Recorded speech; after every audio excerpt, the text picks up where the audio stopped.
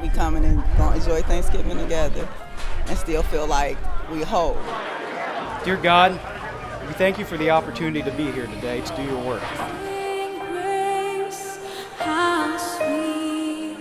Some people, work all their life and they fall into a situation which they never think they'll end up.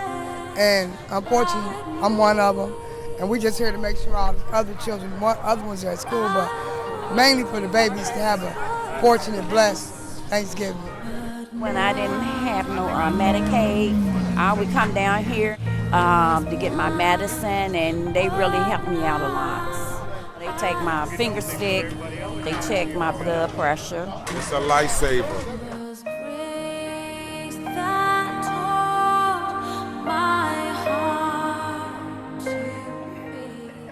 It's just a joy, and seeing the smiles on the people's faces and just seeing the joy of knowing that they're going to have a Thanksgiving meal. We thank you for the countless hours of help through volunteers, through staff, through the very gracious giving of our donors to make all of this possible.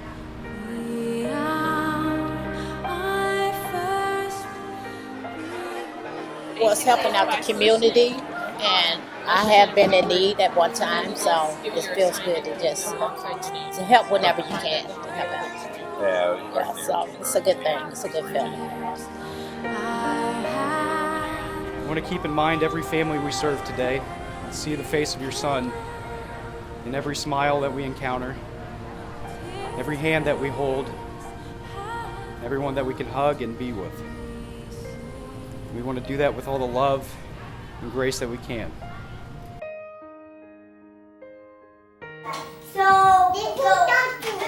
From going to having no children at all, never wanting any children, to having 4, it's a big switch, But 241 Kids brought them to my door September the 3rd. It was a year and a half ago. I just turned 60 in November. Why would I do that? Why would I take that on? Where we're from, you help out. You pick up and help out with your family. I never had no doubt about not taking those kids.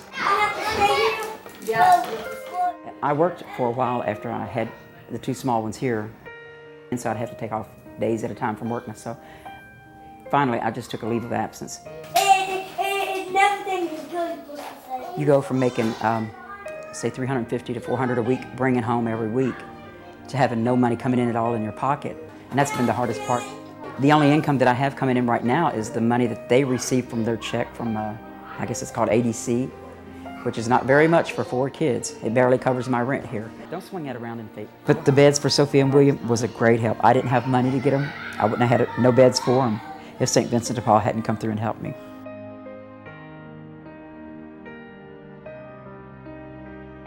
There was a time I didn't have. There was a time that I slept under bridges and park benches, sidewalks. I lived on the streets for 4 months. 4 months.